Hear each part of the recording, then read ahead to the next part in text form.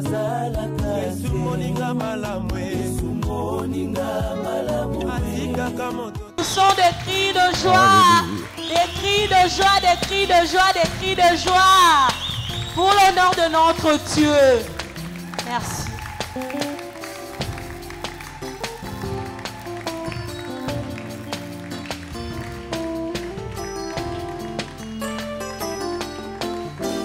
Alléluia. Na pesio mbote na kombo na Yesu Kristo. J'espère que bongame pona kuzwa mateya lisusu ya lelo. Tufandi.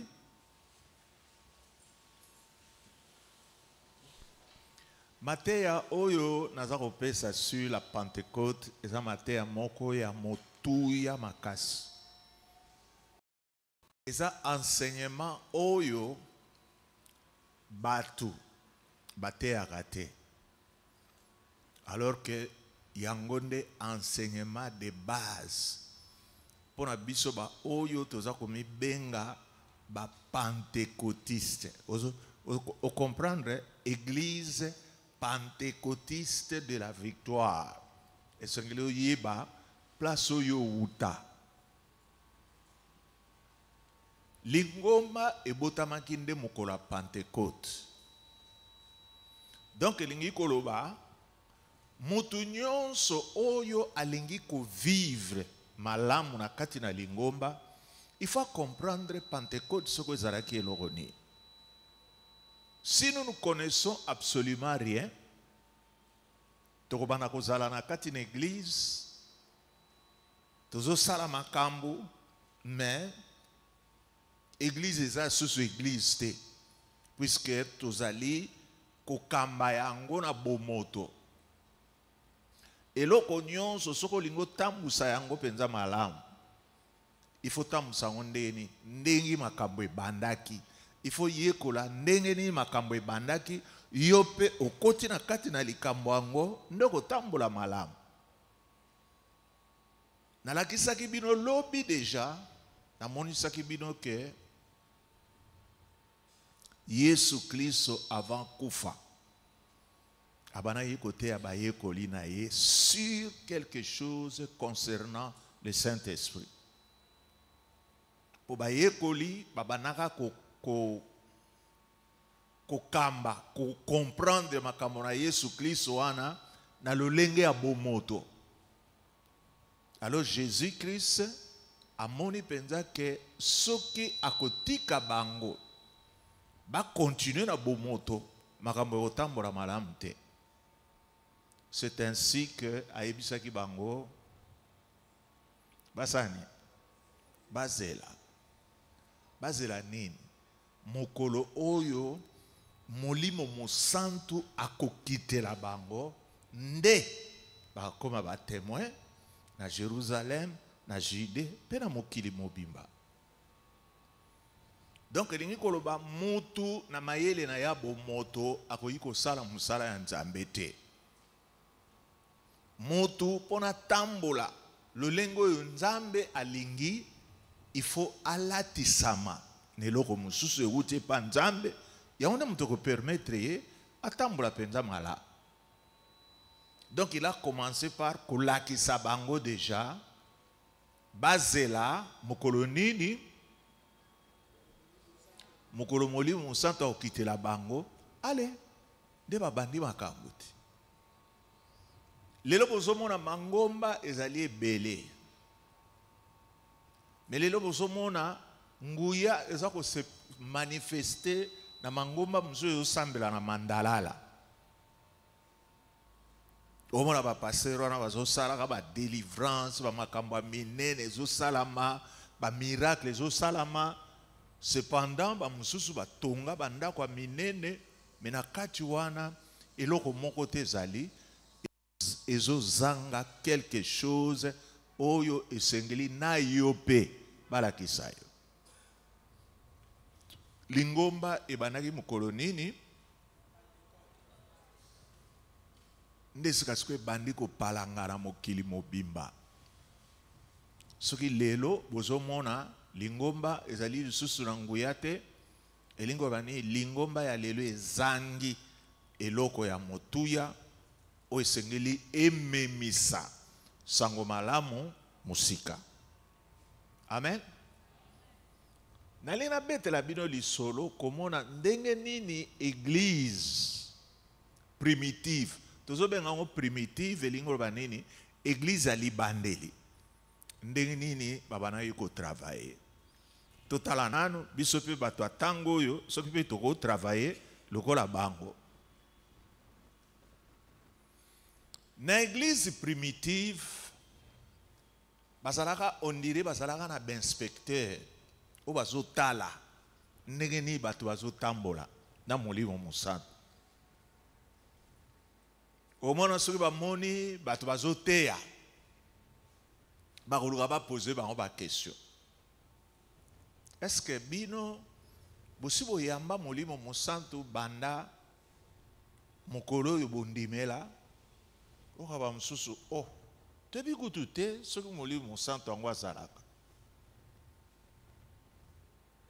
De basalaki obligé ya kokotisa bango na deuxième expérience pour babatisa mwana molimo musantu pour bakoma ba disciple complet. Zolanda méthode na bango ezalaki yango wana. Soki kaka mutu ayambi Yesu Kristo lokola mokonzi pe mobikisi esukaki wana te. Il fallait eloko ya mibale babakisa po akota na corps ya Christ.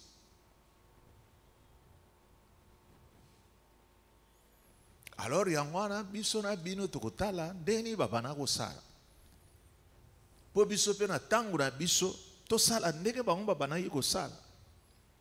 Que soki bomoni na kati na église pentecôtiste de la victoire mutu azwa expérience a mibale te, il faut bo aider bo kotisa na kata makambo yango po église ezali nde corps ya Christ.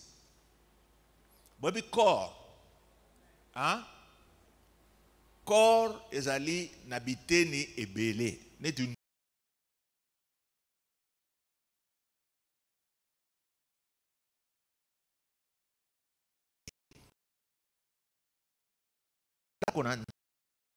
nous sommes formés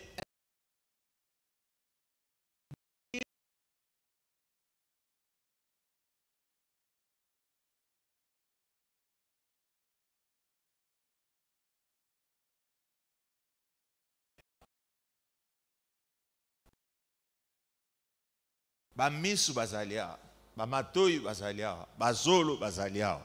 Donc ringo banini esengeli bate ya bino po mutu na mutu azala capable ya kosalela eloko yo bapesa ye na kata nzoto ya Christ. Ese bolanda lingala na malamu. Alors tokotanga na Acte chapitre 8.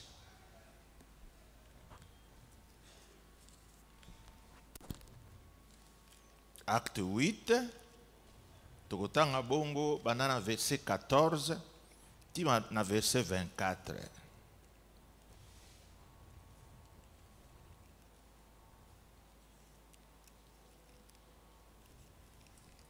Bolandanga penda mala. Wise bolingi batu ba se perdre. Na ba matea amen, amen. Dites amen. Ngana linga olu ba mente ngana linga de o comprendre makambo ngana lina ebisai lero yo ko comprendre tango yo ko changora kata misala ndoko mona eloko ninyo nzamba ko saa nayo natangi.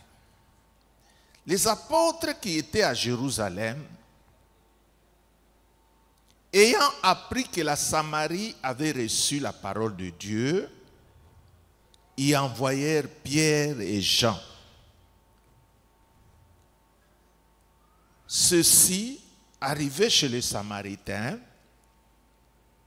prièrent pour eux afin qu'ils reçussent le Saint-Esprit. car ils n'étaient pas encore descendus sur aucun d'eux. Ils avaient seulement été baptisés au nom du Seigneur Jésus. Alors Pierre et Jean leur imposèrent leurs mains et ils reçurent le Saint-Esprit. Betelangana li solo to tanga makamni nangu salamia. Bino pe tang mo tanga Bible faut o comprendre rango o yeba ko interpréter to to tangelo ninya. Babini.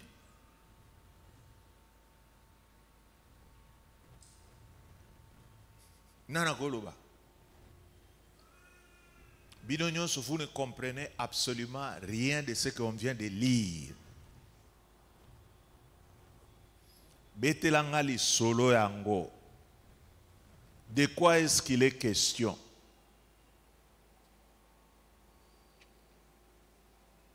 De quoi est-ce qu'il est question? Ah.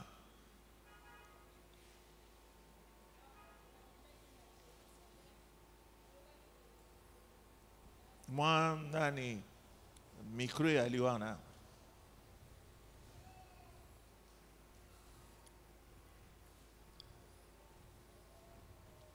Boyo kama kambango ne ezo kendeti. Fongola.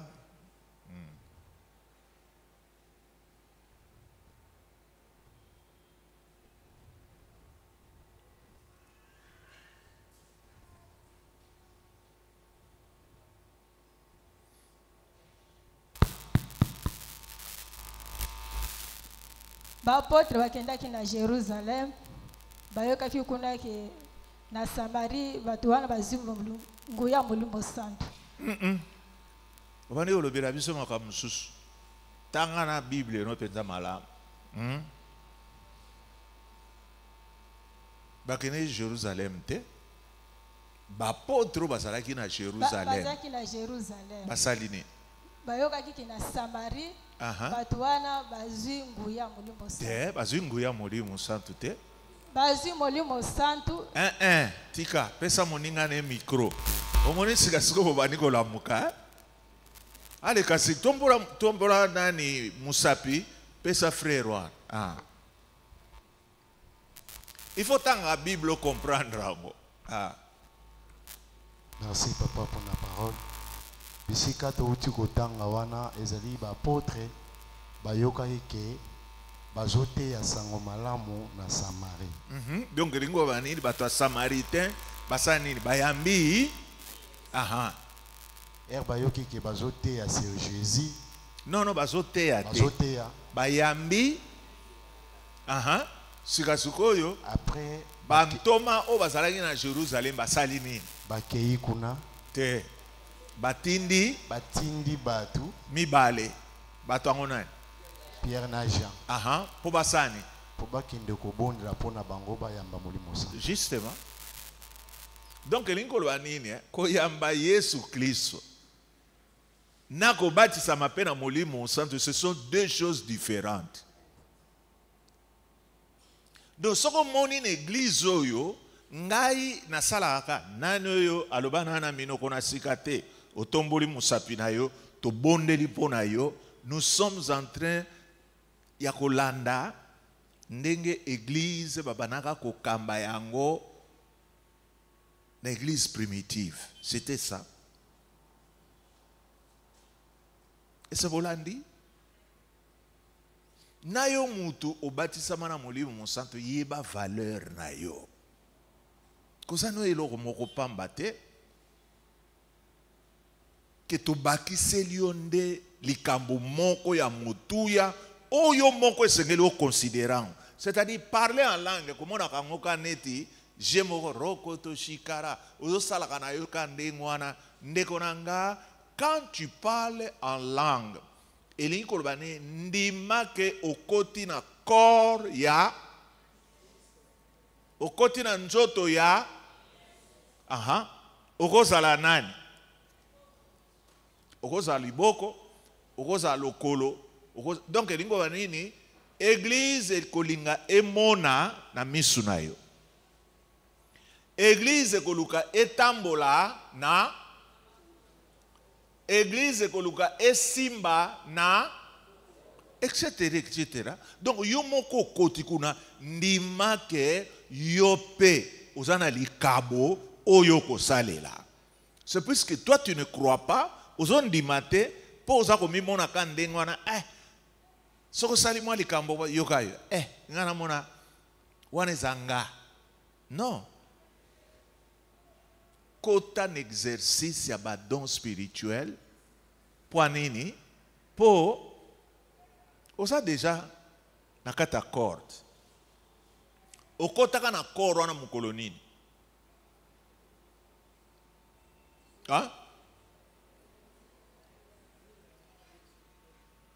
non okotaka na corde wana mukolo nini mukolo oyo obatisamaka na molimo mosantu po bandi koloba nde mukolo oyo koti nano ebi role na ye na kata kora Christ mingi boyebi ba role na bino te nde yango wana boyaka ka na église ofandi na yo ndeko na ngai na ebi role na nga mingi bosalelaka makabo me bomonaka ngo kaka ya biloko moko ya bongo na bongo. Non. Soki yo kondima ke nzamba koki ko utiliser yo na don ya discernement obana komona makambo. Mais yo ndima kana yo te puisque tu ne crois pas que biloko ane ko sala me pana yo. Avec ba mususu ba mona makambo Mais tellement que so mona ngo ke za biloko moko pamba olinga ko s'exercer na kati na ngote nde yango na makabo yango ezo sani izolala na ngote.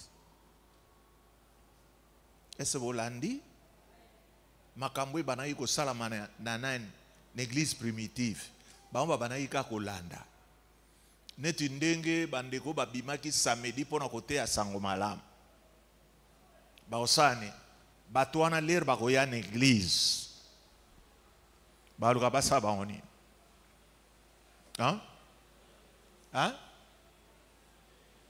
leba makasi bayambaki déjà Jésus kuna bateyaki bango sika so botindi bango na église sika sikoyo église osani ebatisa bango na molimo santo nde wana soki bozomona na mikolo ya lelo bato bazobongwana na bango te c'est puisque bato bazolanda principe wana te mpo nini biso bateya biso me totingama totikala kati na Yesu Kristo mikolo nyonso tu vi na biso eza ko se transformer de jour en jour c'est puisque biso tolanda lokolo toyamba Yesu Kristo bato bayambisaka pe biso Yesu Kristo basani babakisi likambo mosusu c'était quoi babondeli pona biso ale tobatisami na molimo santu eloko asike koti katikati na biso nde makambo échanger. C'est le Saint-Esprit nde muto akonvaincaka bato na masumu sosoma bandeko musutu wana bango na chapela balandaka bango bamomi awa bona boye il leur manque quelque chose eza ko convaincre bango ki makambo mususu bazosala eza mabe. Sikoyo tokotanga mwa texte moko mulai. Mais naligi avant totanga texte wana nalina ibisa bino. Oyebi ke sango malamu eyaka nanu pona banani. Ba juif, ba païen te. Sango malamu eyaka nanu pona biso te. Sango malamu lereye, il fallait bate anan banani. Oh, allez-y. Bati anan ba Yuda. Donc, il y a une nation païenne. Bazalaka séparé. Ba Yuda babanaki ondire ko sa makambo ya bango moko. Bazo benga biso ba gentil. Biso to banani to ba païen. Nde yangwana boyebi lisolo ya Yesu na Mosamaria. Mwasa Mosamari. bazako qui ça séparation ya ba Yuda na ba Samaritain. Puis ba Samaritain babanaki ko sambela nzambe na bango likolo na ngomba, n'est-ce pas? Mais Yesu Christ alobi na bango alobi eza likolo ya ngomba nde bokoki kosambela nzambe wana te. Mais biso boloba makambo Yesu Kristo aloba na mwasi wana pwani bokoka kokanga makambo ya nzambe te. Tokotanga na Jean chapitre 4.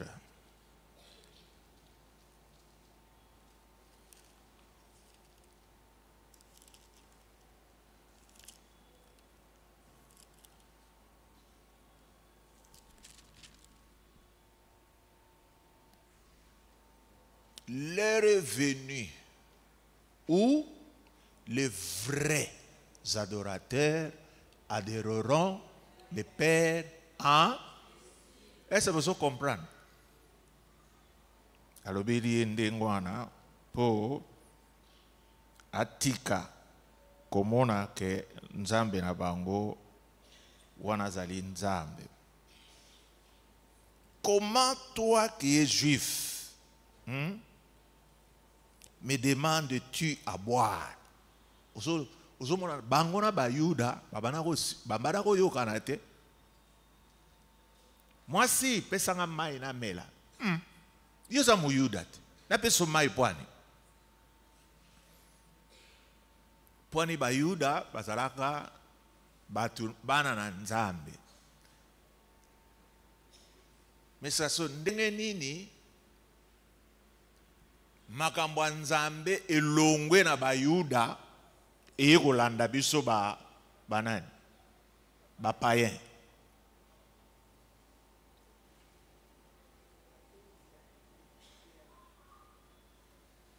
Nde yango wana na lina la kisabino ango awa na Acte chapitre 10 banana verset 1 tina verset 48. Tokotanga penza mingi n'est-ce pas? Allez, ndeko azana micro atangera biso Acte chapitre 10 verset 1 à 48. Yo sali bien le golo zoyo kaba makambo ba onyo stu ba chache na bango bazo kanza makambo bango bazo sale lekyo jamais makambo oyo yo zo comprendre sika sikoyo elingo kotiso na dimension sika.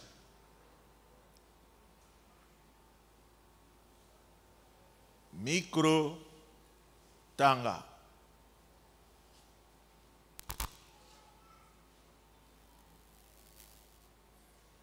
Oh, kasozana micro te tanga.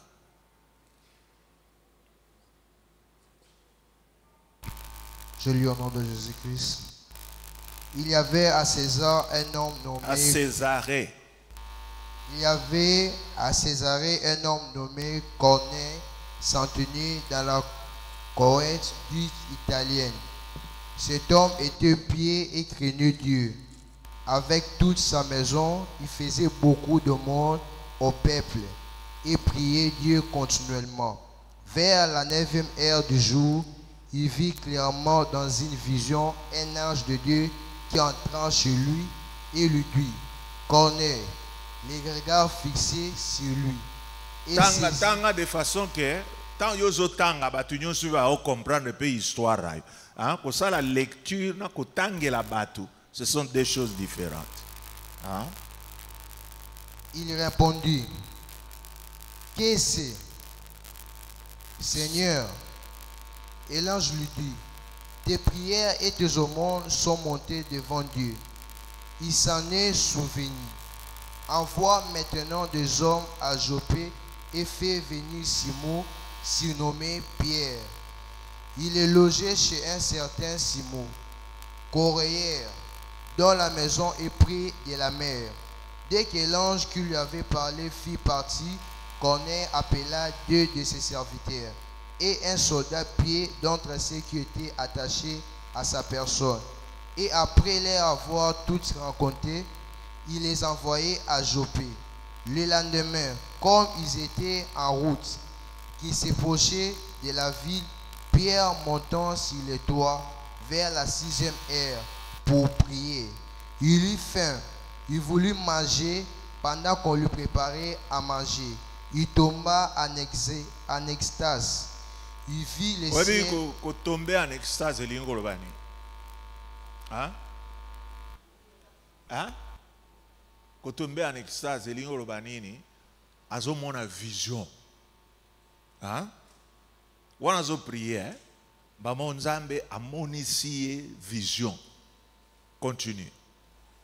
Il vit les ciels ouverts et un objet semblable à une grande nappe attachée par les 4 coins qui descendait et s'abaissait vers la terre et où se trouvaient tous les quadrupèdes et les reptiles de la terre et les oiseaux du ciel.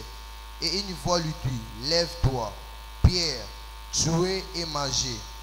Mais Pierre dit, non Seigneur, car je n'ai jamais rien mangé de souhait ni d'impie.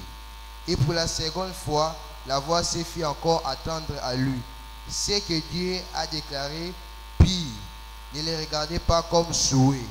Cela arriva jusqu'à la troisième, cela arriva jusqu'à la 3 fois, jusqu'à 3 fois. Et aussitôt après, l'objet fut retiré dans le ciel, tandis que Pierre ne savait en lui-même que penser du sens de la vision qu'il avait eue. Voici les hommes envoyés par Corneille qui s'étaient informés de la maison de Simon et présentèrent à la porte et demandèrent à haute voix si c'était là que longeait Simon, surnommé Pierre. Et comme Pierre était comme était à réfléchir sur la vision, l'Esprit lui dit, voici 3 hommes te demandent, lève-toi, descends et pars avec eux sans hésiter, car c'est moi qui les ai envoyés. Pierre donc descendit. Il dit à ces hommes, voici, je suis celui que vous cherchez. Quel est le motif qui vous amène? Ils répondirent, Corneille, centenier, homme juste et craignant Dieu, et de qui toutes les nations de Juifs rend un bon témoignage, a été divinement averti par un saint ange de te faire venir dans sa maison et d'entrer tes paroles. Pierre donc le fit entrer et le longeant. Le lendemain, il se leva et partit avec eux. Quelques-uns des frères de Joppé l'accompagnèrent. Ils arrivèrent à Césarée le jour suivant. Corneille les attendait et avait invité ses parents et ses amis intimes. Lorsque Pierre entra, Corneille, qui était allé au-devant de lui, tomba à ses pieds et se prosterna. Mais Pierre les releva en disant, lève-toi, mais aussi je suis un homme. Et conversant avec lui, il entra et trouva beaucoup de personnes réunies. Vous savez, leur dit-il, qu'il est défendu à un juif de se lier avec un étranger ou d'entrer chez lui. Mais Dieu m'a pris à ne regarder aucun homme comme souillé et impie. C'est pourquoi je n'ai pas eu objection à venir, puisque vous m'avez appelé. Je vous demande donc pour quel motif vous m'avez envoyé chercher. Corneille dit, il y a 4 jours, à cette heure-ci, je priais dans ma maison à la 9e heure, et voici, un homme vêtu d'un habit éclatant et se présentant devant moi, et dit, Corneille, ta prière a été exaucée, et Dieu s'est souvenu de tes aumônes. Envoie donc à Joppé et fais venir Simon, surnommé Pierre. Il est logé dans la maison de Simon, correilleur, près de la mer. Aussitôt, j'ai envoyé vers toi, et tu n'as rien fait de venir. Maintenant donc, nous sommes tous devant Dieu, pour attendre tout ce que le Seigneur t'a ordonné de dire. Alors Pierre, ouvrant la bouche, dit, en vérité, je reconnais que Dieu ne fait point exception de personne, mais qu'en toute nation, celui qui les craint et qui pratique la justice est agréable. Il envoya la parole aux fils d'Israël à leur innocent la paix par Jésus-Christ qui est le Seigneur de tous. Vous savez qui est arrivé dans toute la Judée après avoir commencé en Galilée, à la suite du baptême que Jean a prêché. Vous savez comment Dieu a ouvert du Saint-Esprit et de force Jésus de Nazareth qui allait de lieu en lieu faisant du bien et guérissait tout ce qui était sous l'empire du diable, car Dieu était avec lui. Nous sommes témoins de ce qu'il a fait dans le pays de Jude et à Jérusalem. Ils l'ont tué en le pendant au bois. Dieu l'a ressuscité le 3e jour. Il a permis qu'il apparaisse, non à tout le peuple, mais aux témoins choisis d'avance par Dieu, à nous qui avons mangé et bu avec lui, après qu'il fut ressuscité des morts. Et Jésus nous a ordonné de prêcher au peuple et d'attester que c'est lui qui est établi par Dieu, juge de vivants et des morts. Tous les prophètes rendent de lui le témoignage que quiconque croit en lui reçoit par son nom le pardon de péché. Quand Pierre prononçait encore ces mots, le Saint-Esprit descendit sur tous ceux qui écoutaient la parole. Tous les fidèles circoncis qui étaient venus avec Pierre firent étonnés de ce que le don du Saint-Esprit était aussi répandu sur les païens, car ils attendaient parler en langue et glorifier Dieu. Alors Pierre dit, peut-on refuser l'eau du baptême à celui qui l'ont reçu le Saint-Esprit, bien que nous? Et il ordonna qu'ils fissent baptiser au nom du Seigneur, sur quoi qu'ils prièrent de rester quelques jours auprès d'eux. Alléluia. Donc normalement, baptême du Saint-Esprit, ils allaient pour un païen. N'est-ce pas les solo épisode? Elle a dit qu'il pour un Yuda. Mais Nzokande parmi les païens, ils allaient na batumusu babanayi ko banga nzambe. Entre autres, Corneille. Azalaka, azolo banabiso. La caractéristique na ye azalaka pieux. Mutu moko abanaki ko banga nzambe. Pe abanaki ko sala ba omone ko sunga batu. Mukolo moko kaka ange abimelie. Ayebisa lebi Corneille. Mabondeli na yo kome panangai. Mabonde lina ba omona yo ekomi pananga. Anja ebisi Luka nani? A Luka nani? A bengisa nani? Hein? Pierre. Aya. Ipa kamati batu. Atindi. Hein? Aluki adresse ya Pierre atindi batu. Po bakende ko bengela ye Pierre. Selon révélation ya Nzambe. Nzokande Pierre pe de son côté, Nzambe abimiseli pe révélation na moment oyo abanayi ko sambela. Amoni loroni. Amoni na moment oyo yazo sambela babimeli na nap moko boye. Hein? Nape ali lokola bobi napiti. Oba chaka likolo mesa. Hein? Bongo na kata nap wana batie ba nyama impur oyo bango babanayi kolia te. Puisque ils ne pouvaient pas manger tous les animaux. Bandeke mususu ba ibu banini wana nyonso tu wana banimo impur. Ça so mungongo ezo ebisa ye Pierre zwa lia. Pierre a dit non, ngana ko lia te. Donc il s'est répété combien de fois? 3 fois. Pierre lia. Ça sombara moko asutuki. Donc ezalaki message oyo nzamba zola kisaye akomonisa ye ke oyo ye azali ko considérer loko ezali impur na miso na Nzambe eza impur te. Donc on dirait Nzambe a préparé qui est déjà puisque connexion ezalaki te entre Bayuda na bapayen. Nzambe sikasikonde mutu atindi ye epa na Corneille po asala nini ateya sango malamu. Abani koteya, abani koteya, abani koteya, liteya kutu nano esilaki te. Maramoko ale molimo mosantu akiteli bandeko nyonso tu ya Corneille bango nyonso bakomi koloba na minoko na sika. Sikasikoyo batu oyo bakendeki na Corneille bakamwe babina molimo mosantu abani kopesa ma epai na bapagano. Nde sikasikoyo Mathieu baluki. Ozolanda bien.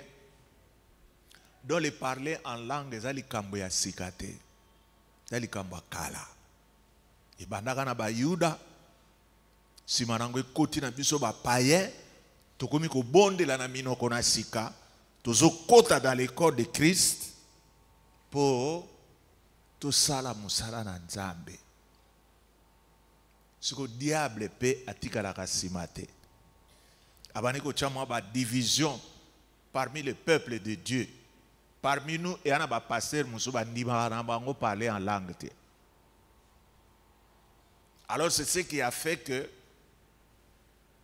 tant histoire est okende et ça là qui peut que parler en langue et ça nini et bungi na mokili batu balobaka lisusu na minoko na sikate. To koti na l'église ya kosambelaka koyembaka banzembo makaba molimo mosantu balongola yango soko uti na l'église mususu ti kana kata chikara baba maramoko muna kaba banani bakengela ka église bayoana balobi ndeko kimia et puis ta mususu pe onire balatisi bango ba bilamba mo balobi ndeko kimia pono tanga yango déjà.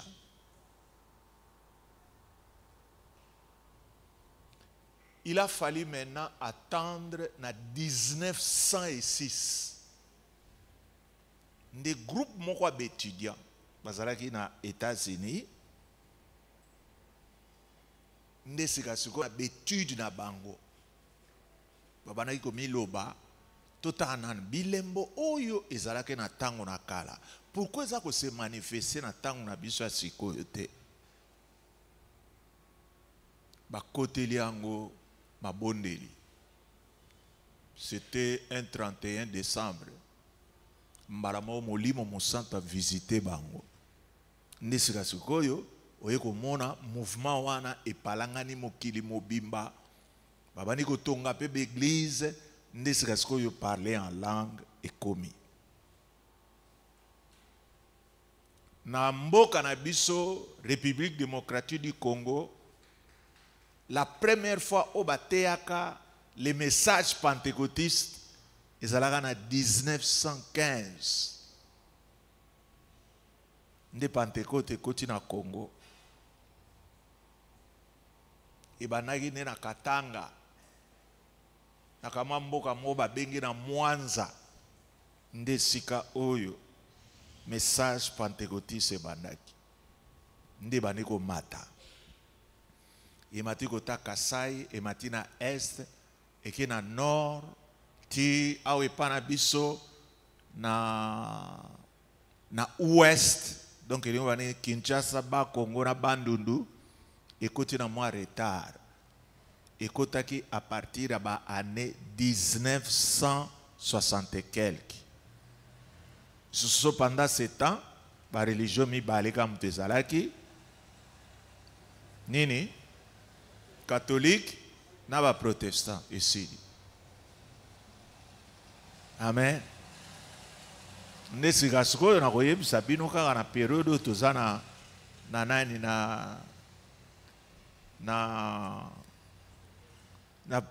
na periode toza naza koteya bino nde bokomona ndenge nini Pentecôte yango ekota awa na Congo. C'est pourquoi esengeli bomona peke njili oyo ya njili oyo. Njili eza place moko oyo Pentecôte ekotaka na kati ya Kinshasa. Ekotelaka nde awa na njili. Na betela bino lisolo wana boko comprendre. Na banjilo yango bango moko eloko wana bayebi na bango yango te. Puis lokwa bayebi yango te en principe.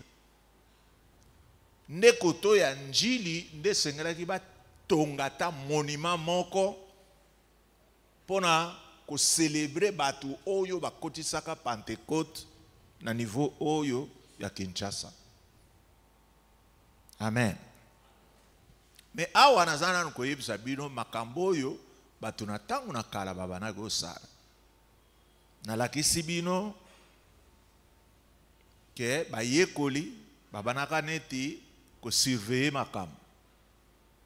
So bayoki batu bayambi Yesu Kristo. Il fallait basani. Batindela bango batu po basani. Babondela pona bango babatisama na molimo mo. Donc ya likambo moko toto bondela yote. Nazo ipsa yonde ba réalité. Yo lokolo yambano Yesu Kristo. Olobaka no pe na minoko na sikate. Okipaka na yo pe babatiser na molimo santo te. Etali yo. Mais biso toza complet. Oyo minoko na sika yana makambo ebele so boyebi yango te. Okozala kaka ofandi mbala moko motema na yo ebete pasuki. Obani ko kanza ndako na bino. Molimo epasuki mezolo bana bino ndako na bino yo po yebi likambo yango bazoyebisa yo te ndako na bino yo osani. Loko yebi yango te. Osani. Il faut bondela. Obondela ndeni na minoko na sika. Po na minoko na sika nde ozolo baba mystère. Na betela bino lisolo ya sœur biso moko tozalaka ne na yolo. Onde kona ya linga ko kufa na nzela ya bando. Je crois que je l'avais dit ce dimanche, n'est-ce pas? Aha. Ndeko na ye na sa mutuka pine lingi ko nyata ye place azalaki mbala moko sentir motema na eza ko beta mbala moko abandi rokoto shikara baba wana motema na eza ko beta ti periode moko ayi motema na komiki menzoka nde a sauver ndeko na ye na minoko na do yoso ba yebiso ndenge wana bana komona neti minoko asika yoko bana ko bondela kaka soki modérateur a telemiawa bandeko to bondela na minoko na sika de roba bongo na bongo menga na bondela na minoko na sika mikolo nyos soko kutinga na kata mutu kananga okansa na beli libomat omona mbebo nangeza ka koningana nazo bondela ndeni un esprit.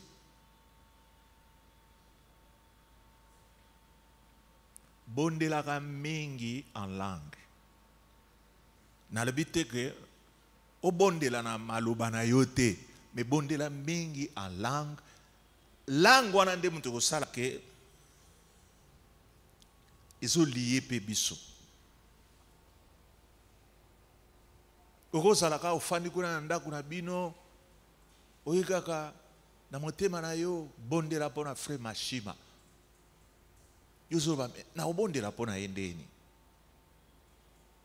Si tu ne connais pas ce que toi tu dois demander, bazo pousser yo au bondela na minoko na sika. Sika suko yo na tuna bino na. Ko bondela ya bien. Na o bondela ndeni. Na minoko sika to na maloba na yo. Hein? Namino kwa sika ozo bondela selon la volonté de Dieu. Puisque mutu azo sambela pona yo, ezali nde nzambe ye moko. Oyebi makambo nyonso tu. Amen. Nde yango wana soki tokomi na acte 19. Bokomona penza ke ba disciple bazalaki lokola ba inspecteur bazotalaka makambo wana soki ezotambola penza comme il faut na kati na lingomba. Acte 19 banana verset 1 tina verset 7 bolanda lisolo yango. Bomoni ke Matéa ndenga nazoteya yo mutu oza na Bible on dirait ozolanda yango très bien. Ndeko nanga somba nde Biblia ndeko nanga koyaka na église te lokola mutu moko ka bongo na bongo somba Biblia na yo. Toke. Et puis Yolanda makambo bazoteya et puis je vais te poser la question après. Acte chapitre 19, versets 1 à 7. Je lis la parole du Seigneur. Pendant qu'Apollos était à Corinthe, Paul, après avoir parcouru les hautes provinces de l'Asie, arriva à Éphèse et a rencontré quelques disciples. Qu'est-ce qu'il a trouvé à Éphèse? Quelques disciples. Qui faisaient quoi? Il leur dit, avez-vous reçu le Saint-Esprit quand vous avez cru? Et la question, hein? Avez-vous reçu le Saint-Esprit quand vous avez cru? Point d'interrogation. Ils lui répondirent, nous n'avons pas même entendu dire qu'il y ait un Saint-Esprit. Est-ce que ma kambango pesa na mikolo na biso alelo? Batu mususu ba yokate. Basali, nous avons du travail. Il dit, de quel baptême avez-vous donc été baptisés? Et ils répondirent, du baptême de Jean. Alors Paul dit, Jean a baptisé du baptême de repentance, disant au peuple de croire en celui qui venait après lui, c'est-à-dire en Jésus. Sur ces paroles, ils furent baptisés au nom du Seigneur Jésus. Lorsque Paul leur eut imposé les mains, le Saint-Esprit vint sur eux et ils parlaient en langue et prophétisaient. Ils étaient en tout environ 12 hommes. Est-ce que vous comprenez? Ce que son ami Kolo alelo bao bazotera na babise, bao bazotera na bamatanga. N'est-ce pas qu'il leur manque quelque chose? Nde wana bomonaka na bamatea na bango bazape kokosa. Wana obimsera bino verset moko ya la kate na kate na Bible. Totanga na Matthieu 29 na verset 3 et le biboye. Mais ce que tali bien na kata Bible na yo Matthieu 29 ezala na ngote. Donc il y a bomoto et koti pourquoi baza ko manquer et loko eza ko lié bango na corps à Christ. Est-ce que ndeko nanga na teyo bien? Yebisanga na teyo bien et loko nini yo sosoli lelo.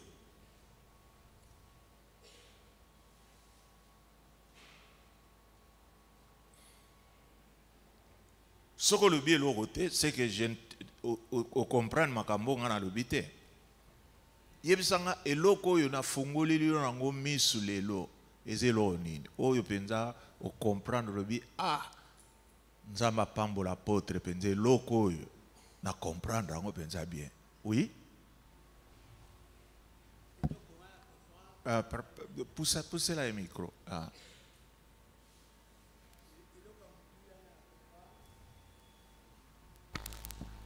Merci pour la parole. Et là, comme tout le monde a compris, il a dit Koyamba Yesu comme on conduit mon bic ici, n'a qu'à baptiser dans le Saint-Esprit, ils a dit deux biloko distincts.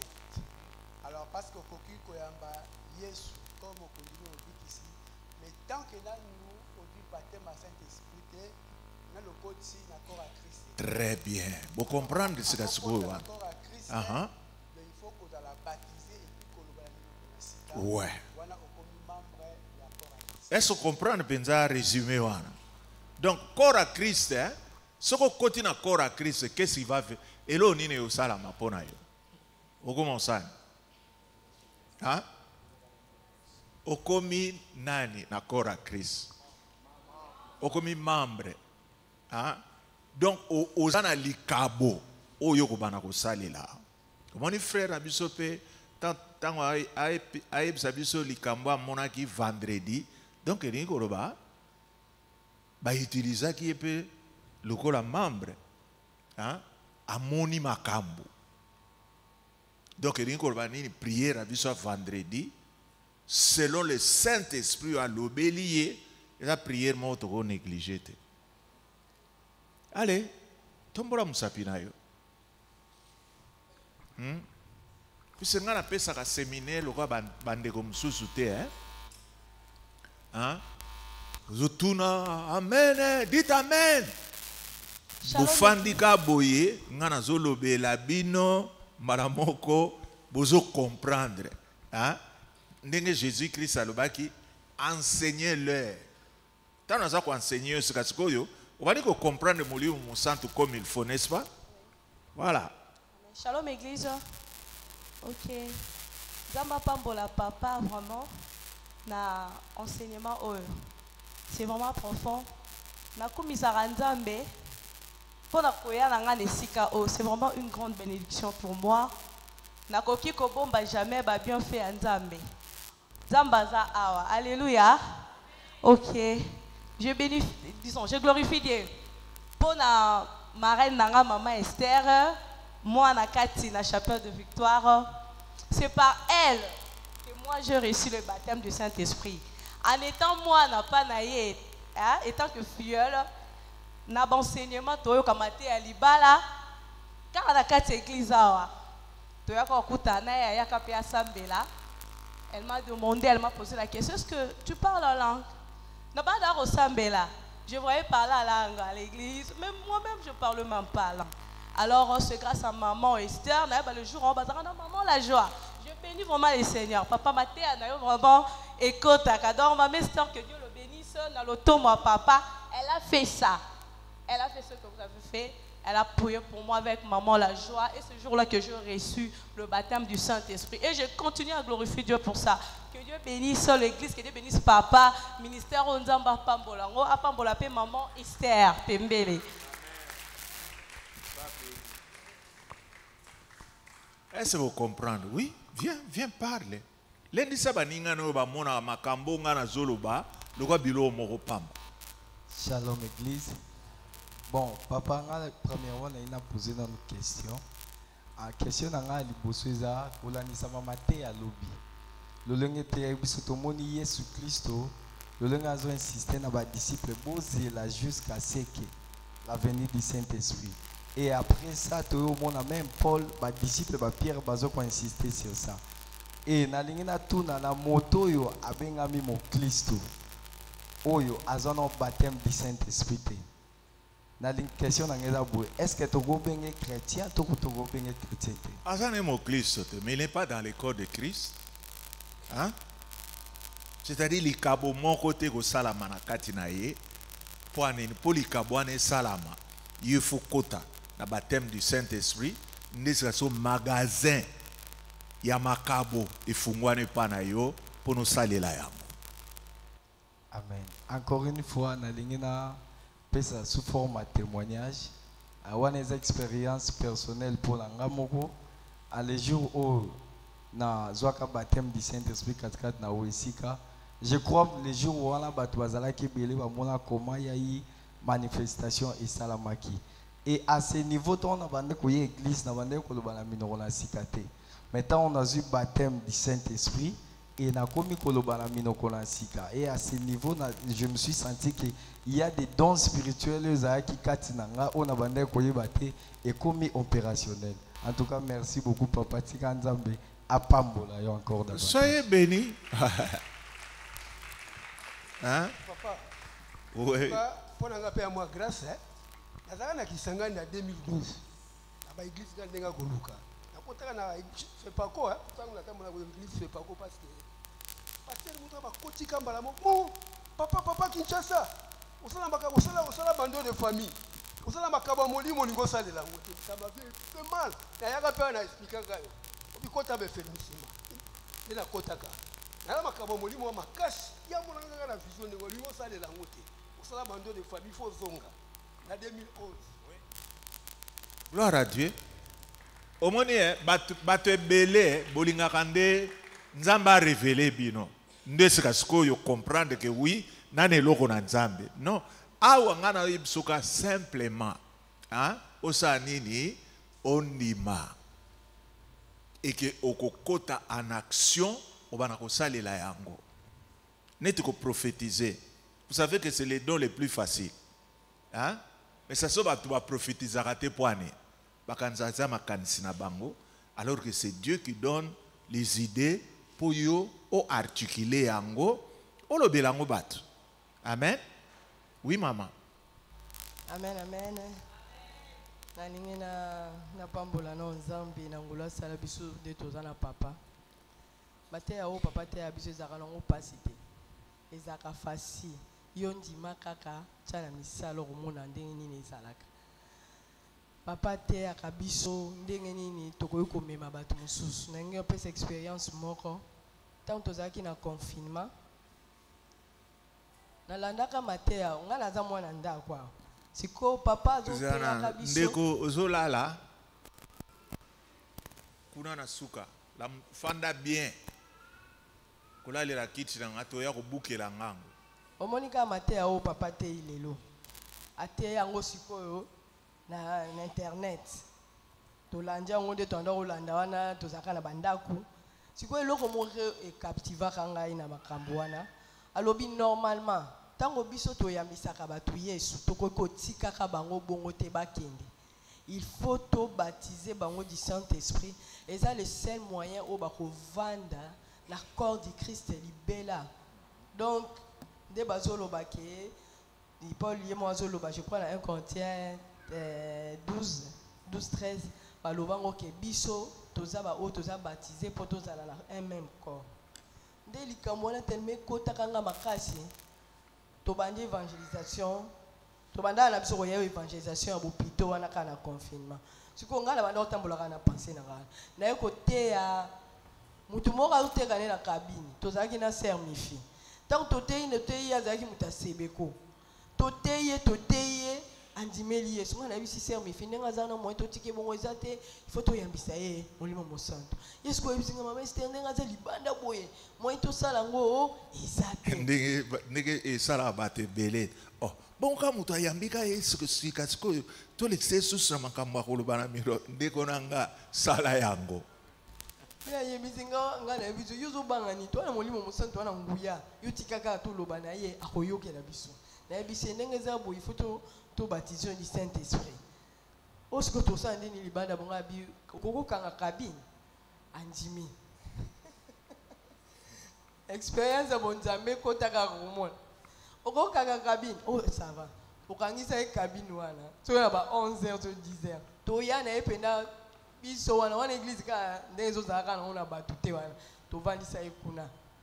Papa na eba mukolo azaka na bureau to ebisi papa pa bi problème ezate to sambela pona ekaka wana atika penda musala ya akoma pe baptiser azaka muta sebeko ya choral na bango malgré boya na eko ya awa mais biso to salaka musala ponini to tie maloba ya nzambe na misala même likambo mama Dorcas oti oloba ezaka pe kana confinement ngado ngasi matin na de ezwa kinga de ekotela kinga ngana oloba le makambo ya molimo mosantu soka ye ayepa na ngai ole tokende makambo ya libala le seigneur azobana kaka le Saint-Esprit loba ne makambo ya molimo mokolo na bino yo olobaka minoko ya sika te tokokende no na église kuna wana bato baza mpe kaka te tolobi minoko na sika parla na lingai naloba nini mateya oyo bapesaka biso awa ezalaka te mpo tobomba ngo mpo na biso moko il faut tokende na pratique tango papa teyi biso alakisi biso lolenge nini bapaya wana bayambaki molimo mosantu eza mpe lolenge moko soki yo osali yango ndenge mpe ekoma kaka nzambe aza na ye ya kala te alleluya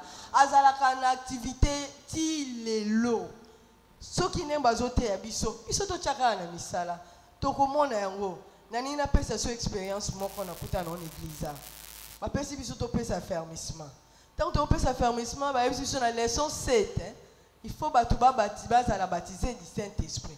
Ce qu'on a mon collègue liboso na pesa leçon wana. Na lala te. Na so sambela kaka na ibika lelo so ke yinde linga kuna ba lobi te en tout cas un fiasco. Na so sambela kana so sambela. Omoni kama lobo papa lobaka. Na kanga kango déjà. Biso bata mokili. Ebi ko pesa biloko ya bana. Biloko malamu na bana.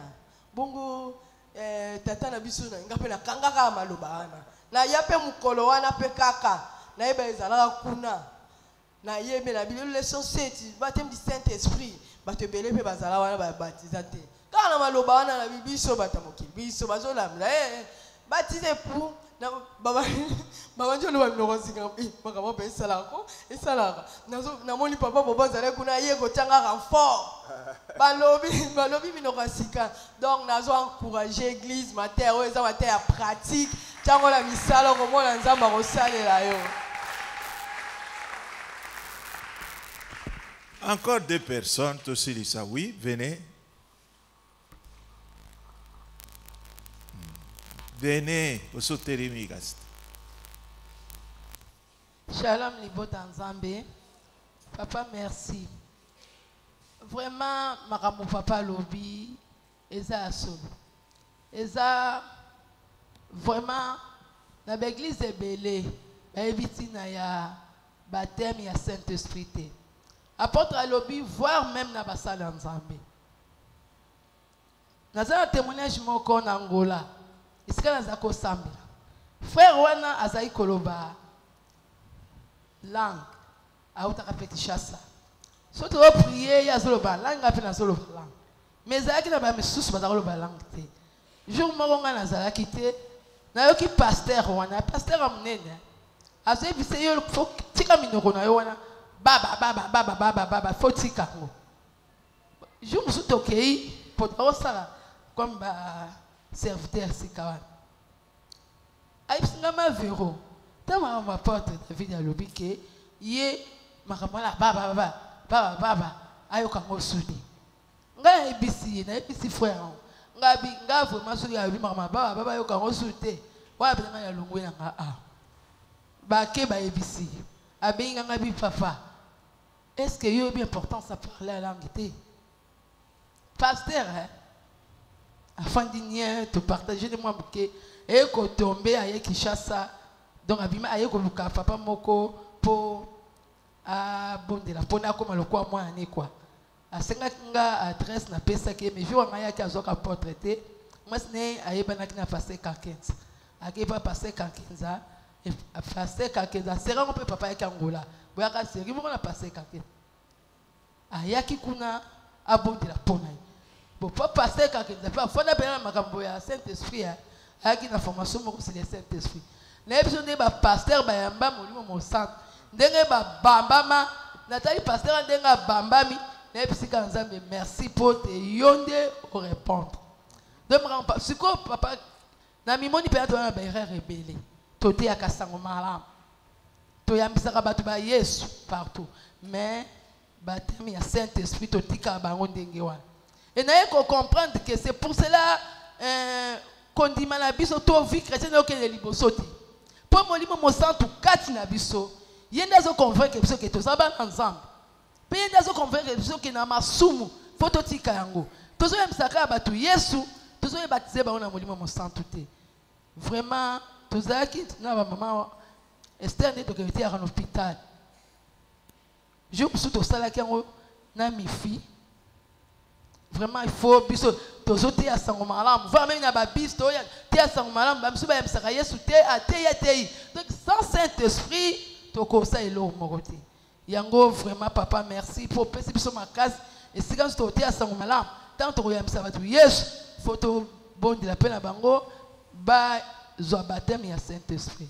Oyebi sika siko tango yozolo ba bongo ha bandeko mususu moto ango ndeni ni kolobisisa ye c'est pas ton problème yo bondela pona ye hein bomonaki dimanche oyo hein nde molimo mosantu envahir groupe wana nyonso botalaki hein balobi penza na minoko na sika.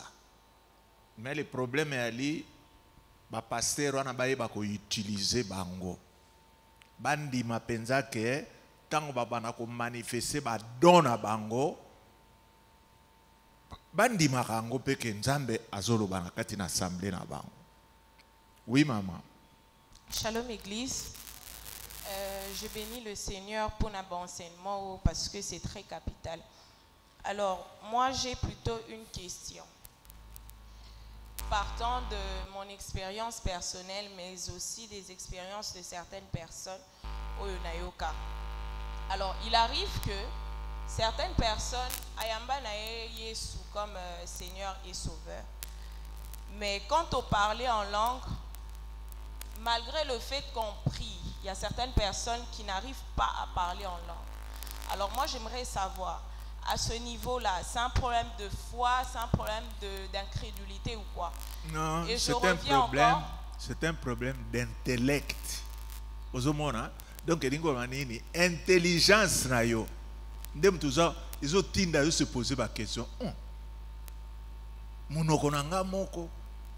Est-ce que langue wana ba fabriquer kangote? C'est ce qui va faire que yo. Mais ce qui va lundi, c'est moi qui ngana zo kaneti moi li lundi si moko mukea avant. Bino bato mokiri boyebi ndenge nini, c'est-à-dire pona ko lamusa foi ya mutu que soka senge lokwana ko zwa yango. Si avec cette foi afungoli munoko na ye akokamwa. Et puis Dieu est capable. Ozomaneti oyo maman Vero lobi, hein? Batu oyo bachaka tembe, hein? Est-ce que vous me permettez na kata yo na mwa mukena na pesa pe litato limoro boye. L'assemblée de Dieu bazalaki na mwa lisanga moko kuna na epapa Saint-Sembe. Ba pasteur assemblée de Dieu tokeneki kuna. Mutu abanaki kote ya kuna ezalaki président de la République ya nani? Kotango en Afrique du Sud wana mwa bamboka moko ezalaka kuna Chakwera. Hein? Aza président ya mboka moko eza kote kuna, c'est lui le président de la République maintenant.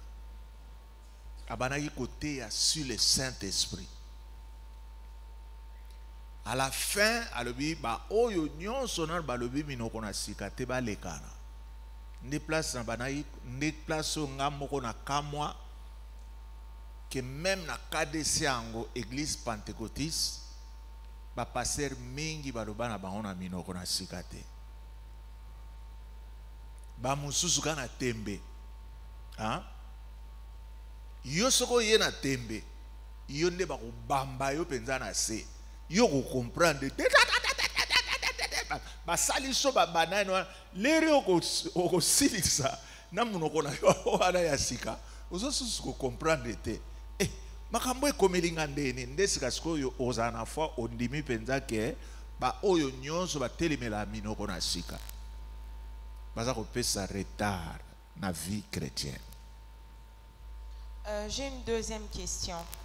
Ma question est celle de savoir, est-ce qu'un corps ou une personne remplie du Saint-Esprit ou un du Saint-Esprit, peut-il y avoir dans le même corps où il y a le Saint-Esprit, où il y a aussi des démons ou des manifestations démoniaques? Ça veut dire, Mouto, il utilise peut-être les dons du Saint-Esprit. Mais est-ce que ça peut arriver que cette personne-là puisse avoir des manifestations ou même des possessions démoniaques? C'est pourquoi dans le discernement ezali. Hein? Dans le discernement, il est en train d'agir selon le diable. Hein? C'est pourquoi il faut bon de l'église dans le discernement ezali. Pour y avoir moins ordre. Avec que tu musa ko bimisa folanga. Moto moko atelemi, keba. Au nom de Jésus-Christ, telemelio. Ana doit discernement mon appel baramoko moto ngo akati langue kabongo na bo. Il ne faut pas to bangelango te. C'est-à-dire bon moto ezalaka mais permettez à Dieu d'agir. Wana bokokimisa bandoki katikati na esika oyo. Oui maman. Shalom église. Ton papa oloba place na vandi na regretté kaka. Na regretté parce que na yeba kité que soki boyambisi mutu Yesu il faut bopesa épée baptême du Saint-Esprit na yeba ki angote. Et puis na yeba té que soki aux zones baptême du Saint-Esprit té aux accords du Christ. Nazaki na ami na mo boton tondo tanga. Tonto zaki na 6e. Vu que tondo partager ming mambo dzam ando tonanga. Boluba ndeni expliquer ngano isele mandeni. Parce que le quoi nazaki na moyen expliquer te na bisi ezela kaka jour aux baptisés du Saint-Esprit okomona ngo. Or que ngamo pe nazaki na capacité ya ko bonde la pepo na ye mais malheureusement le quoi na yeba kité ti pende to kabwana. Mais un jour, nandaku, na le pont na biso place tozalaka, tozana voisine na biso mobo ya sambela na Christ notre espérance. Aebisa nga jour mo bobi, alors na comprend te ba 11h na vandi mais na o kaka mutema bien te. Et ko zani na bisi kasika fa ko parler en langue. Aebisa nga bi na ebite ba parler en langue te. Na bisi ka sizela ba ser na bino tombo ya mercredi, o ebisa ba o ba bonde la po na yo. O parlant langue ya ibisinga obité nga no zela bango te nga no parlant langue ka na église na bino yo fo o mema ka na église na bino donc parlant langue na bi o na seki na ngaka aisinga ba moka ibisinga bi e bongo yo ko bondela pona nga te na parlant langue nga musko na zone no bi nga na bondela pona parlant langue no bi te nga no bondela pona o te fo ka toke na église ba bondela pona yo. Allez, nga mosko to na ke sokola na zone na bi mais lobby ezaki lundi na bi mais lobby dimanche ba tout monde ba côté ba on a brèche mais tu prier pour na bon bazaki baptisé du Saint-Esprit parce que na zone na c'est bon to kota na ndako to bonde est na to kota ndako to bonde na c'est to kota ndako to bonde na koti pa na to zaki na nièce na nga to bandi ko prier na celle si bon kande ma mère à lobinde papa lobaka soki bato mokili baza mabe mais ba opesa bana ba biloko bien e banda boni mo nzambe so bosenye mo na celle si bon ka prier wana avant que to banda bande ko seka est-ce que tu ko parler vraiment langue de boloba minoko na bokosa kana bino bokosa to bandi pe to bandi na bandi oloba minoko sika donc ngamo pe et donc ils sont plus fort que ba doute bien que nande ko douter nandolo ba bon maintenant ça la kaka donc bandi prière en langue à ma grande surprise sœur wana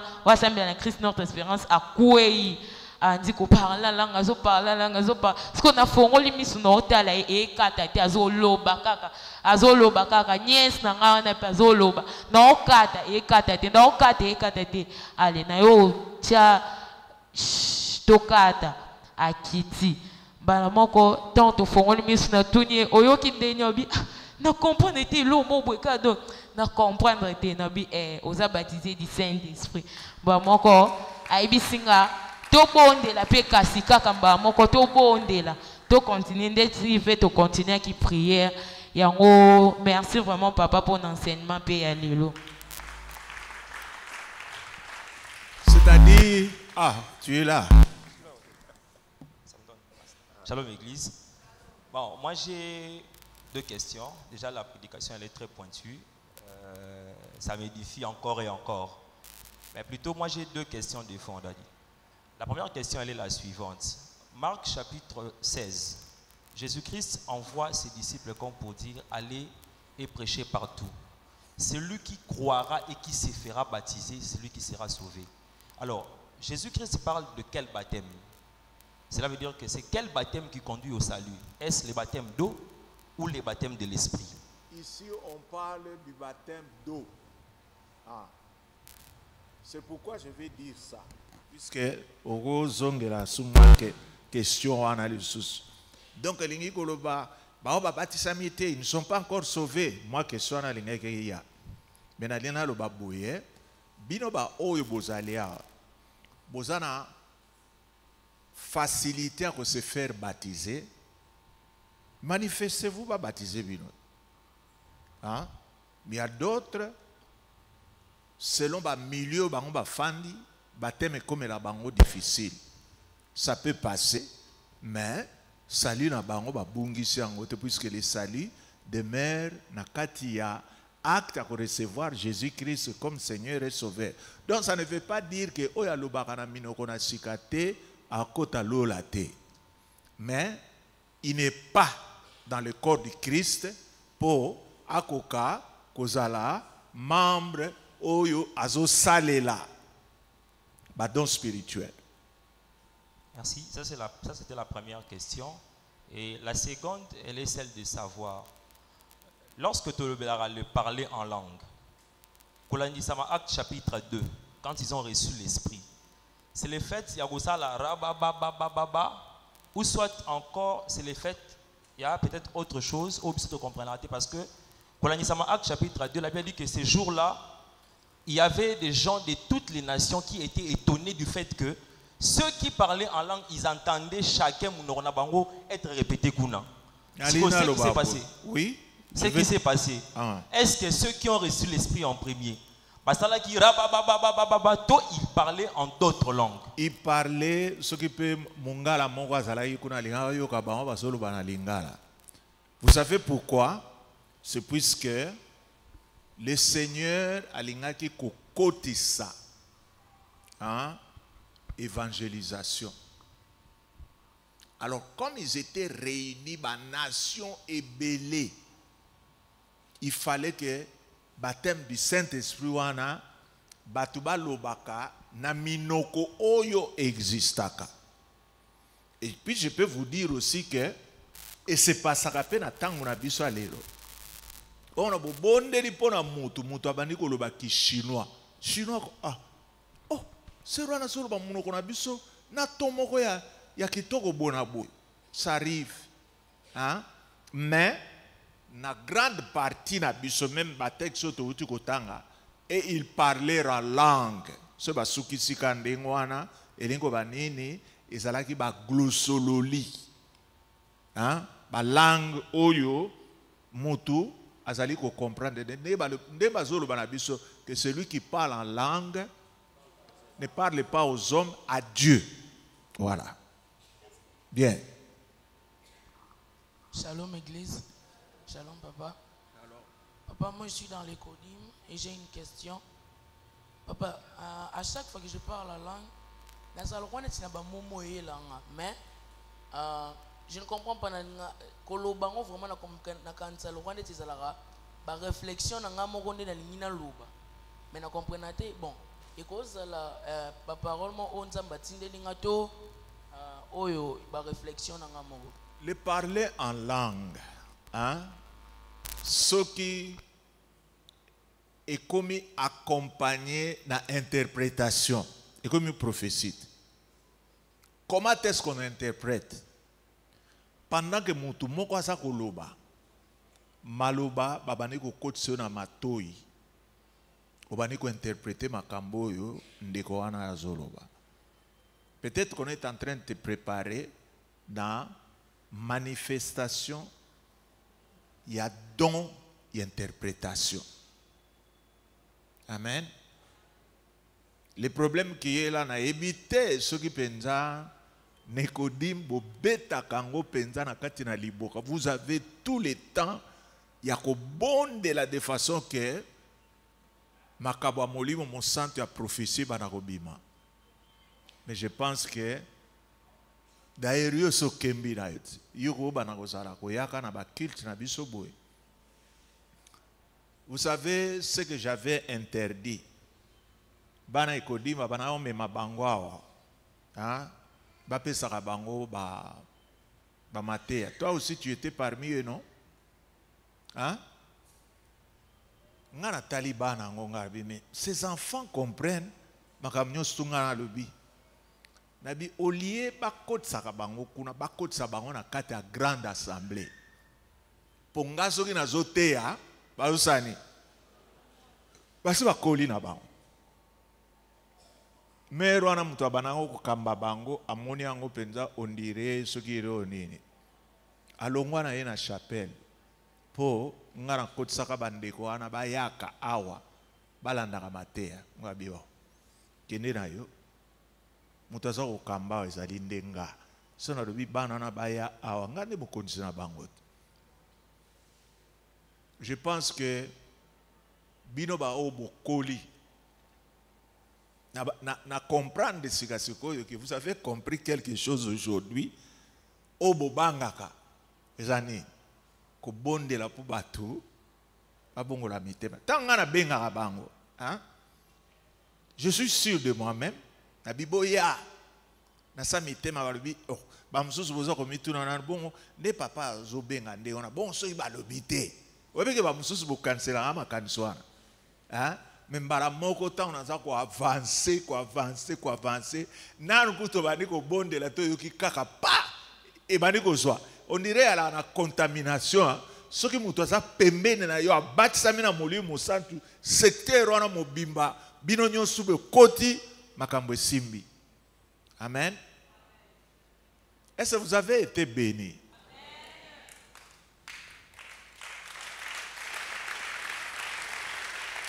Mema wananga ezanini, hein? Bandime belé bazolanda séminaire ote n'habite soki ba mona ngondenge nini, mais je vous assure que biloko yo bino bozui baninga musu bazui angote n'habite soki ba koluka ba telemisanga lokwa taxi papa bandela biso na lobela biso non, mais nzambe apambola po nini soki okei na YouTube, hein? Pour mingi on dirait bozala na ba téléphone te, hein? Osomi moi ba unité na yo, ok na YouTube, okomi YouTube Alpha Lushima, message à lobby ezala ki kunoko landa yango. Oyo pe lelo okoyipe ko landa yango puisque ekokota directement côté kuna. Batumi oyebike na YouTube nanga batumi batanga nga mingi te. Et j'ai compris que batu mingi on dirait culture wana ya récupérer ba matéa boyebi na bino ngote. Na tala pe YouTube ala na tumwa ba mega na e. Hein? Lukanga na YouTube ya lobby de Jézali. Soko ala ki lobby te Rolanda ngo penza mobimba bona boye. Et je crois que le quoi na yebisi bino na banakoya na batu belé oyo bazotalanga ba vu ekobana kobakisama et puis yo poko partager otindi yango pe pa bandeko na ye mususu bana poto balandaka nga. Vous ne savez pas que na terre bien, hein? Poani na la professeur nde wana na langage na bozomona penza ke on dirait naza côté ya bino lokola molakisi to ya susu lobi ebele poto yoka makambonga na bombeli bino. Amen.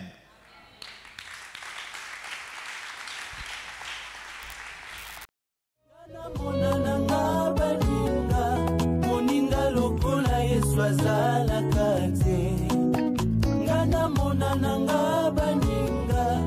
Moninga lokola Yesu azala kate. Yesu moninga malamwe. Yesu moninga malamwe. Atika kamoto.